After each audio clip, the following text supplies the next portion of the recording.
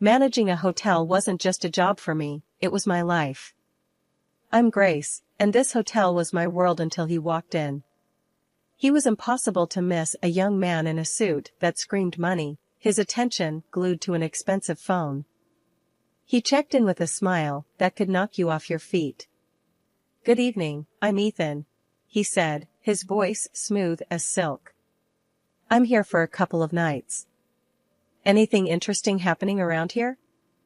I found myself smiling back, a bit caught off guard by his charm. "Well, Ethan, the city's full of surprises." "Depends on what you're looking for," I replied, handing him his key. Our chat was brief, but it sparked something. Maybe it was his curiosity, or the way he seemed genuinely interested when I spoke. He didn't stay long, but when he checked out, he left a note. "Enjoyed our talk. Care to continue it over dinner?" It read. I hesitated, not used to mixing work with my personal life. But something about him drew me in. We met at a local restaurant, a cozy place where the chatter and clinking glasses made it feel like a bubble away from the world. "You really have this place dialed in, don't you, Grace?" he said with a smile as we sat down. I laughed, feeling oddly at ease. "Guess you could say I've had some practice." Dinner flew by as we talked about everything and nothing. He was an open book, or so it seemed, sharing tales of his travels and investments. When the conversation turned to me, I found myself opening up more than I usually would. I told him about losing my parents, about how it was just Mia and me against the world since I was 21. "That's a heavy load to carry, Grace. You must be incredibly strong," he said, his eyes reflecting a mix of admiration and something else I couldn't quite place. I shrugged, brushing off the compliment. "We all play the hand we're dealt, right? Mia's been my priority. Our parents left us a little something, and I've been careful with it. Made it grow, bit by bit." He nodded, his expression thoughtful. "That's impressive. You've got a good head on your shoulders." As the night wore on, I realized I hadn't laughed this much in a long time. But when I tried to learn more about him, about his family, he'd skillfully change the subject. "My folks and I don't see eye to eye. Let's just say they have their ideas about life, and I have mine," he said, a shadow crossing his face. I didn't press further. We all have our stories, our scars. As the evening drew to a close, I found myself not wanting it to end. There was something about Ethan, something that made me feel alive in a way I hadn't in years. My life with Ethan felt like a whirlwind, each day a new adventure, every moment spent together filled with laughter and dreams of the future. He had this way of making the ordinary seem extraordinary, turning simple dinners into unforgettable evenings. "Ethan, I still can't believe how fast everything is moving," I said to him one evening as we sat in our favorite little cafe, the one with the dim lights and cozy corners. He reached across the table, taking my hand in his. "Grace, when something feels right, why wait?" "I've never been surer of anything in my life," he replied, his eyes holding mine with an intensity that sent shivers down my spine. "I know, it's just, everything's happening so fast. It's a lot to take in," I confessed, feeling a whirlpool of emotion swirling inside me. He squeezed my hand gently. "I get it, but trust me, Grace. I'm here for the long haul. I want to build a life with you, a future. And I want to start by making our wedding day the most memorable day of our lives." The way he spoke about our wedding, with such passion and certainty, it was hard not to get caught up in his vision. He painted a picture of a day so lavish and beautiful it took my breath away. "Imagine it, Grace. A ceremony that no one will forget, a celebration of our love. It's going to be perfect," he said, his voice filled with excitement. "And the honeymoon? You mentioned something about the most expensive hotel in the world?" I asked, a mix of curiosity and apprehension in my voice. His smile widened. "Yes, it's all part of the plan. But I need you to trust me, to take this leap with me. Your savings for the wedding, my funds for the honeymoon and our future home. Together, we'll make this a reality." I hesitated, the practical part of me screaming caution. But looking into his eyes, full of love and promise, I found myself nodding. Okay, Ethan. Let's do it. Let's make this wedding a day to remember. As the weeks flew by, the wedding preparations became all-consuming. Ethan was a man of action, taking care of every detail, ensuring that our day would be nothing short of spectacular. And as I watched him, so full of life and determination, I couldn't help but fall even deeper in love. Ethan, you're amazing. The way you're handling everything, I don't know how to thank you, I said to him one evening, as we reviewed the list of guests and the lavish menu he'd planned. He pulled me close, his arms wrapping around me. Grace, seeing you happy is all the thanks I need. This wedding, it's just the beginning. Our life together is going to be even more beautiful.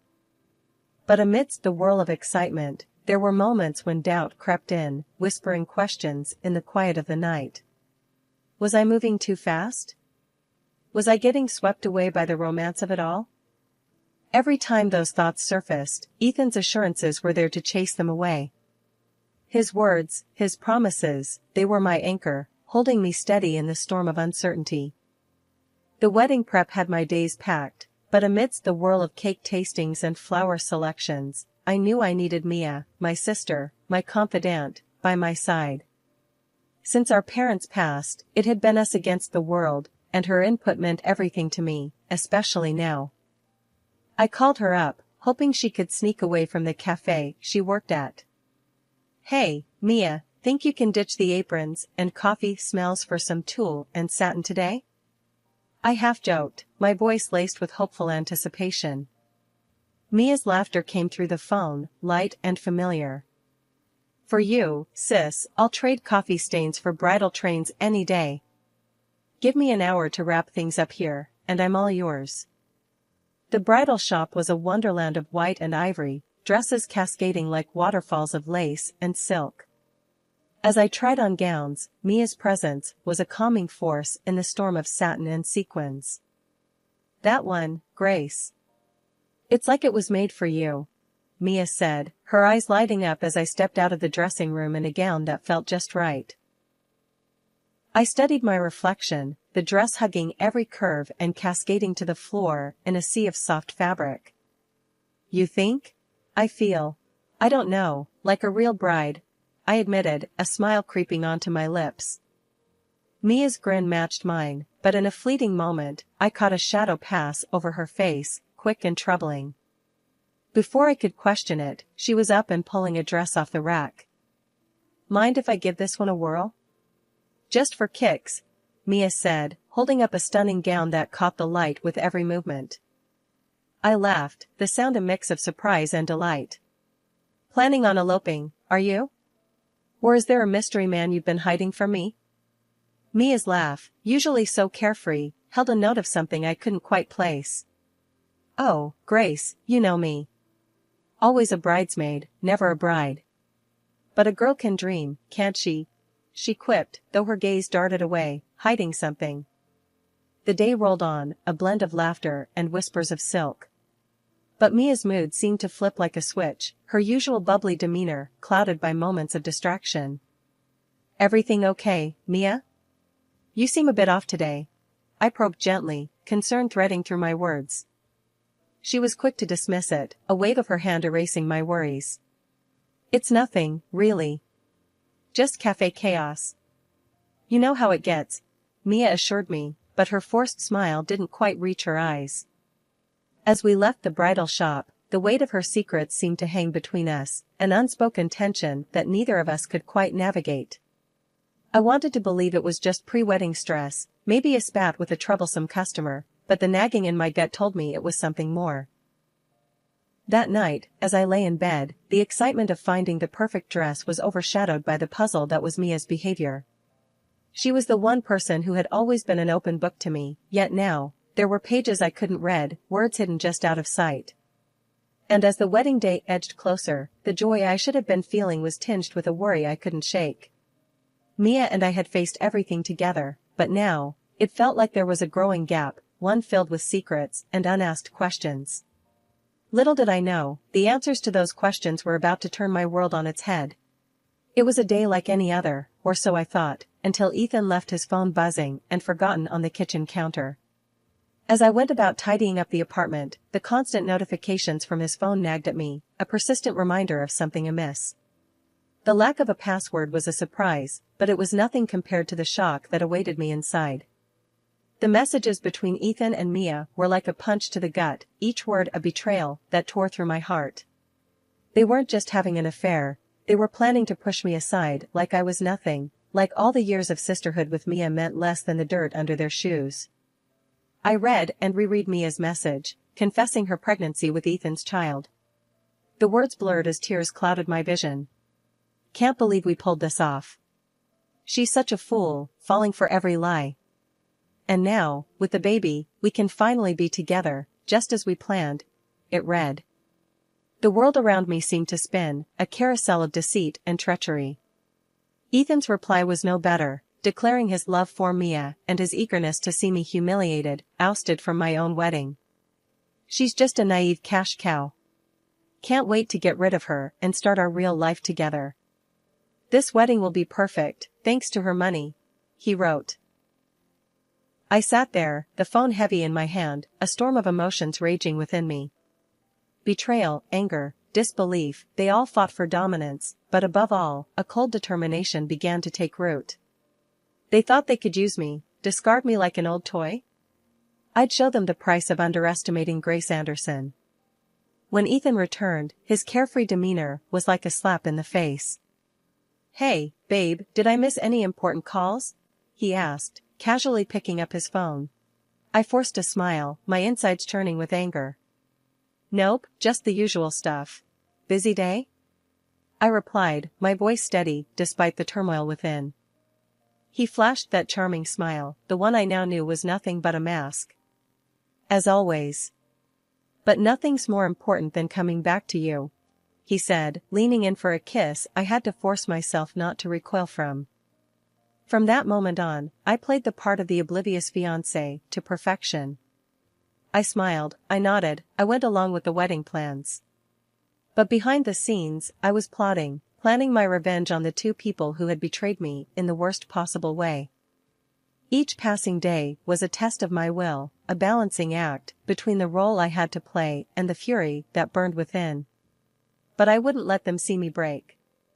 I'd bide my time, and when the moment was right, they'd learn the true cost of their treachery. And as I lay in bed each night, the image of Ethan and Mia's deceitful faces etched into my mind, I made a silent vow. They would pay for what they'd done, and their twisted game would be their undoing. I was no longer just the jilted fiancé, I was the architect of their downfall, and my revenge would be meticulous, calculated, and oh so sweet. The days leading up to the wedding felt surreal. On the surface, everything was perfect, the flowers, the guest list, the dress.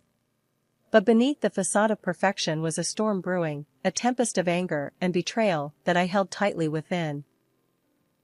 Ethan was his usual self, all smiles and affection, blissfully unaware of the storm he was about to sail into.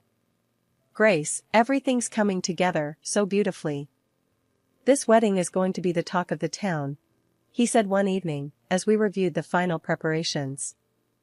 I nodded, my smile practiced and polished. Yes, it's going to be a day to remember, I replied, the words laced with a meaning he couldn't possibly grasp. Mia was harder to face. The sister I had loved and protected was now a stranger, her every word and gesture a reminder of her betrayal. Yet, I kept my mask firmly in place, the mask of the loving sister, blissfully ignorant of the knife she had planted in my back. Grace, you're handling everything so well. I don't know how you do it, Mia said one day, as we finalized the seating arrangements. I looked at her, the sister I thought I knew, and forced a laugh. Oh, Mia, you know me. Always had a knack for organizing chaos, I said, the irony of the statement not lost on me. As the wedding day drew closer, the tension became almost tangible, a tightrope I walked with precision and care. Ethan's phone was now always guarded, his conversations hushed and hurried. But it didn't matter. I had seen enough, knew enough. The morning of the wedding dawned clear and bright, a beautiful day for a beautiful disaster. As I got ready, the reflection in the mirror showed a bride, serene and poised. But behind the veil and the makeup was a woman on a mission, a woman who would no longer be a pawn in someone else's game. "Mia's running late, huh?"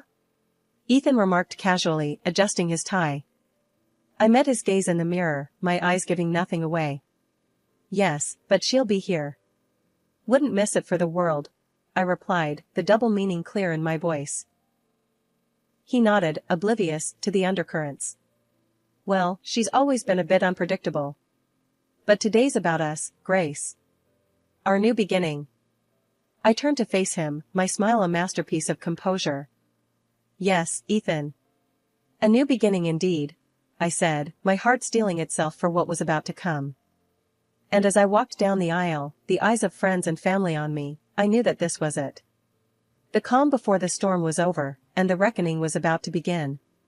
The vows were waiting, the guests were watching, and the stage was set.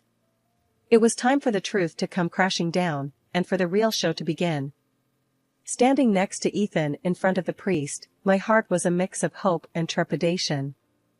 The words of the vows hovered in the air, a promise of forever that was about to be shattered in the most brutal way. The guests, unaware of the storm about to break, watched us with smiles and teary eyes. But then, the unimaginable happened. Mia, dressed in a bridal gown that mirrored my own, stormed down the aisle. Her eyes locked on mine, not with sisterly love, but with a cold determination that chilled me to the bone. "Move aside, Grace.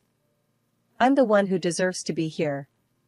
Ethan loves me, and this child I'm carrying is his," Mia declared, her voice cutting through the stunned silence. The room erupted into whispers and gasps, the guests turning to each other in confusion and disbelief. Ethan, rather than showing any sign of shock or remorse, let out a hearty laugh, his true colors shining through the polished facade. "Well said, Mia. Grace, you've been a good host, but this is where your part ends. Why don't you join the audience?" "This is Mia's moment now," Ethan jeered, his words dripping with mockery and contempt.